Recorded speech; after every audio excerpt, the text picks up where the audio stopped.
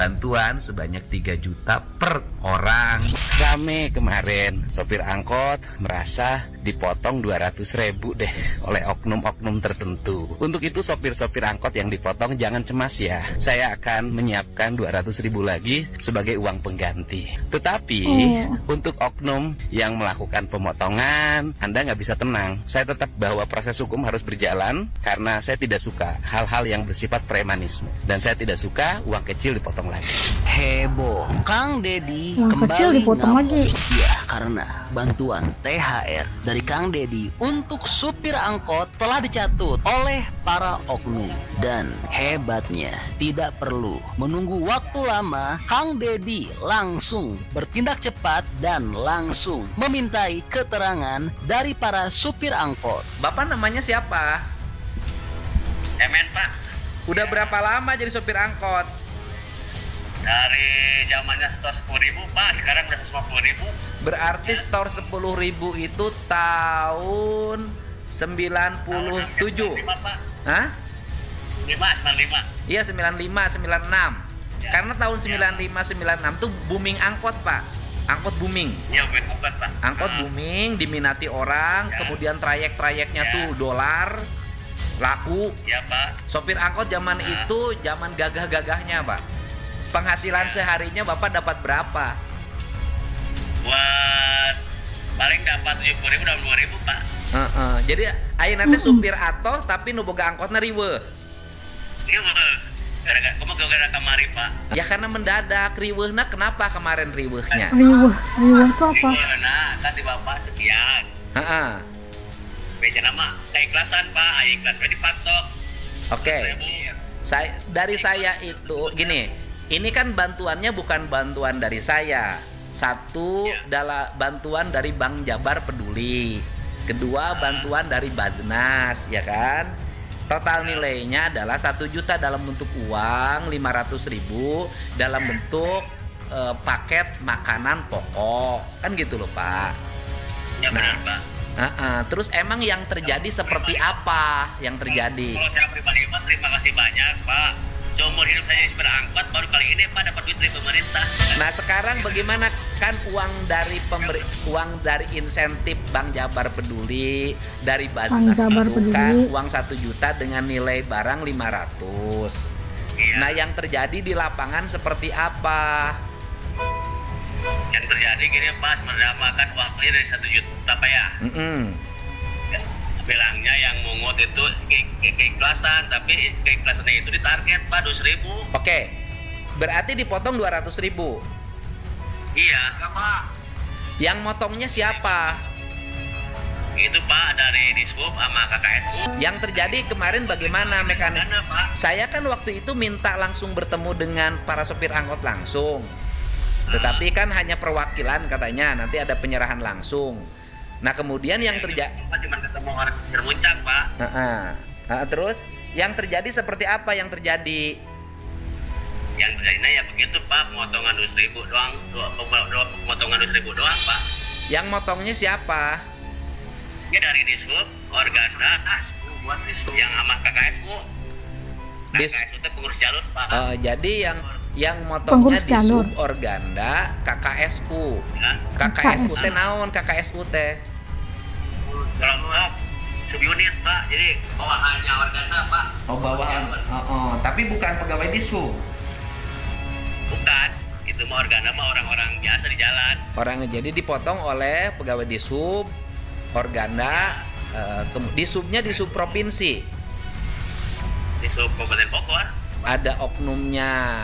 Kemudian seorangnya 200.000. Iya, 200.000. Kalau 200.000 kali 500 lumayan Pak, 100 juta. Iya Pak, makanya anak-anak bertanyakan yang gitu Pak. Jadi buat apa? Kayaknya dipotong dari uang yang sepatutnya diterima 1.200.000 satu per kepala gitu kan, per individu. Jadi bisa jadi 100 juta. Easy money ya, easy money. Kayaknya udah banget ambil atau dapat duitnya kayak gitu, ngambil duit orang kan. Apa uangnya gitu kan, kalau kita tahu jelasnya ya apa-apa. Ya uang. Nah itu penjelasannya uangnya dikemanain katanya. Dikemanain duitnya? Nggak tahu Pak, kalau kita cuma dipinta aja 200.000 gitu. Bapak nyerahin?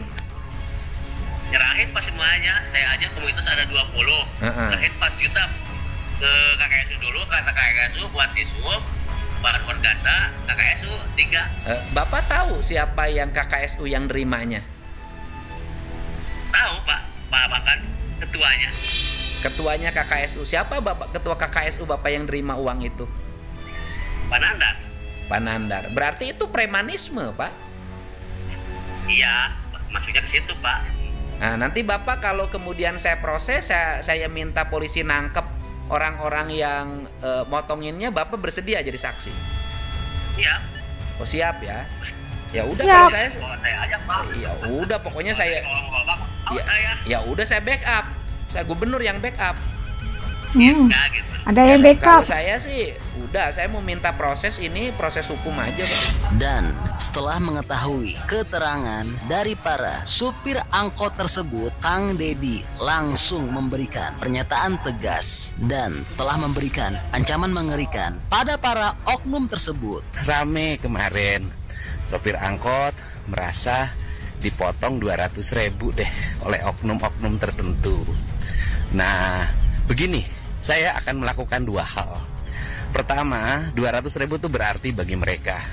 Artinya bahwa bisa untuk mencukupi kehidupan selama 4 hari loh. Ibu-ibunya masak senilai 50.000 per hari. Jadi 4 hari lumayan. Untuk itu sopir-sopir angkot yang dipotong jangan cemas ya. Saya akan menyiapkan 200.000 lagi sebagai uang pengganti. Tetapi untuk oknum yang melakukan pemotongan dengan alasan bantuan sukarela, Anda nggak bisa tenang. Saya tetap bahwa proses hukum harus berjalan karena saya tidak suka hal-hal yang bersifat premanisme. Dan saya tidak suka uang kecil dipotong lagi. Nah, untuk itu, yuk kita jalan dua-duanya. Aspek hukum saja berjalan, tidak akan bisa mengembalikan uang 200.000. Tapi 200.000 dikembalikan oleh saya dan kemudian yang hukumnya tetap berjalan. Itu namanya. Dan atas respon cepat, tegas, dan serius dari Kang Deddy tersebut, kini masalah tersebut langsung tuntas. Dari mulai kemarin diinterogasi oleh Pak Deddy dan sampai hari ini, alhamdulillah udah clear bahwa tidak ada pungutan apapun, bahwa ada pungutan apapun dikembalikan kepada supir yang merasa dipungut dengan jumlahnya seluruh supirnya dengan 11 juta rupiah Pak Deddy. Ya, makanya dikembalikan nih hari ini. Tadi saya udah ngumpul sama Organda, Dinas Perhubungan Kabupaten Bogor, Dinas Perhubungan Jawa Barat, serta KSU sendiri. Makanya untuk itu tolong Pak Deddy kumpul dari yang kemarin diralat Pak Deddy itu tidak benar. Kumpul kan ya. Sekarang aja ya. Oke, siap. Antun nuhun, Pemen. Terima kasih Pak Deddy gitu informasinya. Pemen dari seksi.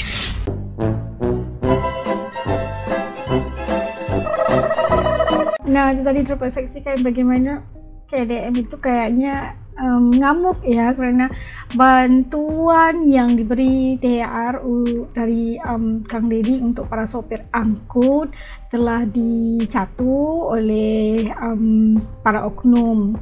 Bilangnya satu kepala per kepala itu 200.000, 1 juta dari 1 juta itu 200.000 itu diambil gitu kan oleh para oknum. Jadi kayaknya nggak patut ya kejadian seperti itu berlaku ya kan.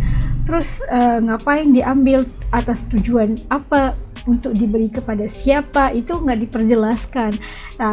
Justru itu sesuatu yang bisa mendatangkan kemarahan yang berat buat Kang Deddy pastinya, karena udahlah uangnya kecil terus dicatut lagi gitu kan, kayaknya nggak wajar gitu. Paling-paling mereka itu udah ngutip jutaan ya, ratus juta daripada para sopir angkut kalau dikira satu kepala itu 200.000. Dan pernyataan tegas yang diberikan oleh Kang Deddy juga telah memberikan ancaman buat para oknum yang di luar sana yang membuatkan perkara-perkara sedemikian yang diklasifikasikan oleh Kang Deddy sebagai premanisme. Ini yang dimaksudkan olehnya.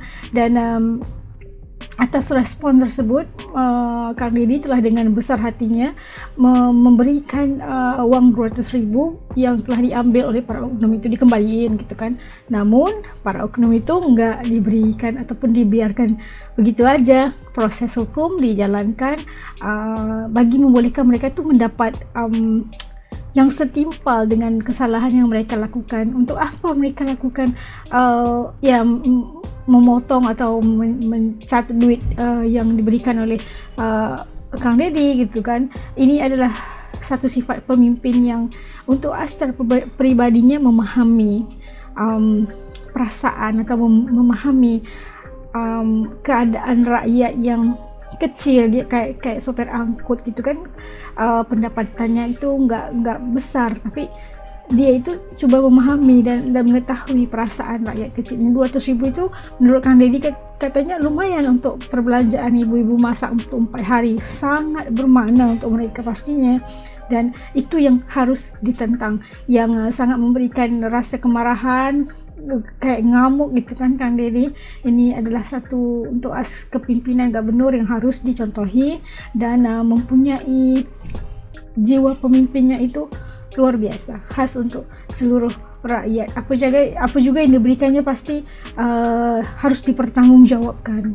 Itu sesuatu yang untuk harus dicontohi dan memberikan manfaat kepada seluruh masyarakat khususnya. Menurut kalian kayak gimana tindakan Kang Deddy tadi? Sila titip komen di bawah agar juga tahu pandangan kalian terhadap kepimpinan Kang Deddy. Sampai ketemu lagi di lain video insyaallah. Jaga diri semua. Assalamualaikum. Dadah.